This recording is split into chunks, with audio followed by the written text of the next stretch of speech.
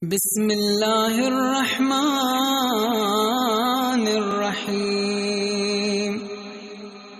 اللهم صل على محمد وآل محمد. شهد الله أنه لا إله إلا هو والملائكة وأولو العلم قائما بالقسط لا إله إلا هو العزيز الحكيم. إن الدين عند الله الإسلام وأنا العبد الضعيف المذنب العاصي المحتاج الحقير. أشهد لمنعمي وخالقي ورازقي ومكرمي كما شهد لذاته وشهدت له الملائكة وأولو العلم من عباده بأنه لا إله إلا هو ذو النعم والإحسان والكرم والامتنان. قادر أزلي عالم أبدي حي أحدي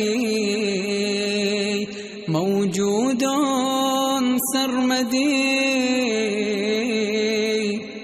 سميع بصير مريد كاره مدرك صمدي.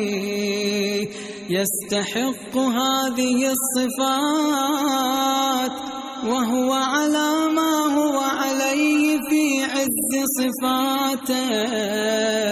كان قويا قبل وجود القدرة والقوة وكان عليما قبل إيجاد العلم والعلة. لم يزل سلطانا إذ لا مملكة ولا مال ولم يزل سبحانه على جميع الأحوال. وجوده قبل القبل في أزل الآزال وبقاؤه بعد البعد من غير انتقال ولا زوال. غني في الأول والآخر مستغن في الباطن والظاهر. لا جور في قضيته ولا ميل في مشيئته ولا ظلم في تقديره ولا مهرب من حكومته ولا ملجأ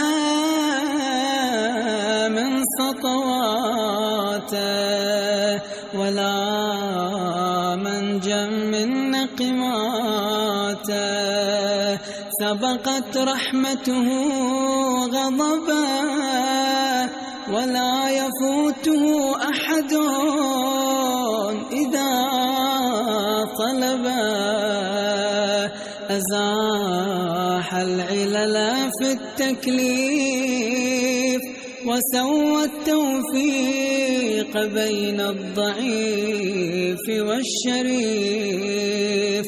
مكن أداء المأمور وسهل سبيل اجتناب المحظور.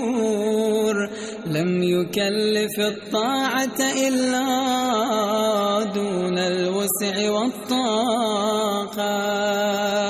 سبحانه ما نبينا كرما وأعلى شأنا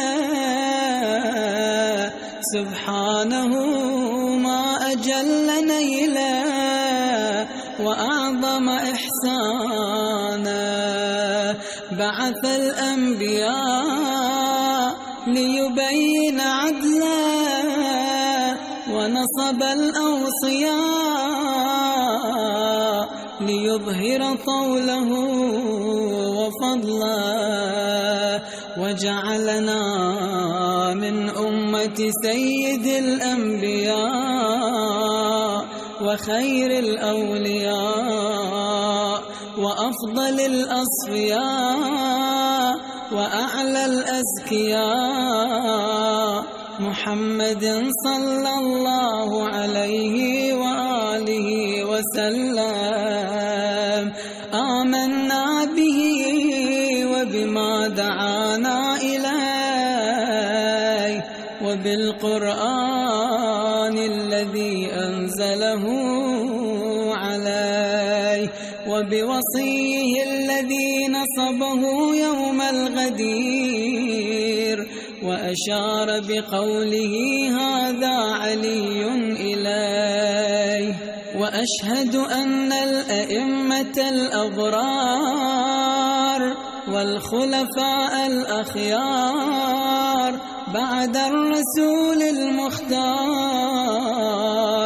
علي قامع الكفار ومن بعده سيد أولاده الحسن بن علي ثم أخوه السبط التابع لمرضاة الله الحسين ثم العابد علي ثم الباقر محمد ثم الصادق جعفر ثم الكاظم موسى ثم الرضا علي ثم التقي محمد ثم النقي علي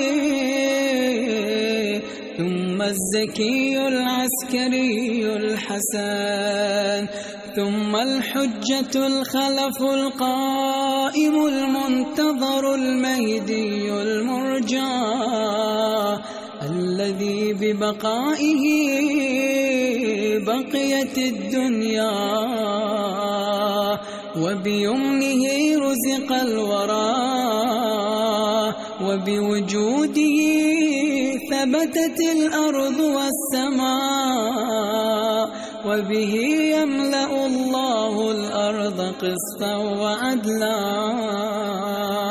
بعدما ملئت ظلما وجورا وأشهد أن أقوالهم حجة وامتثالهم فريضة وطاعتهم مفروضة ومودتهم لازمة مقضية والاقتداء بهم منجيا ومخالفتهم مرديا وهم سادات أهل الجنة أجمعين وشفعاء يوم الدين وأئمة أهل الأرض على اليقين وأفضل الأوصياء المرضين وأشهد أن الموت حق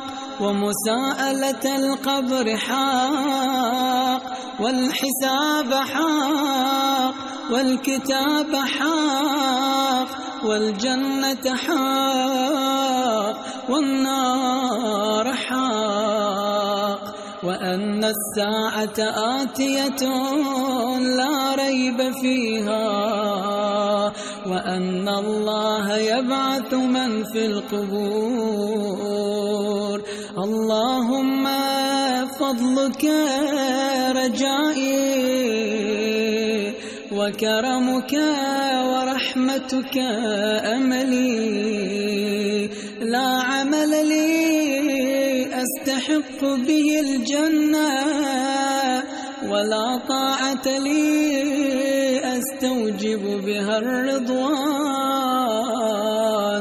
إلا أنني اعتقدت توحيدك وعدلك وارتجيت إحسانك وفضلك وتشفعت إليك بالنبي وآله من أحبتك وأنت أكرم الأكرمين وأرحم الراحمين. وصلى الله على نبينا محمد وآله أجمعين الطيبين الطاهرين وسلم تسليما كثيرا كثيرا ولا حول ولا قوة إلا بالله العلي العظيم.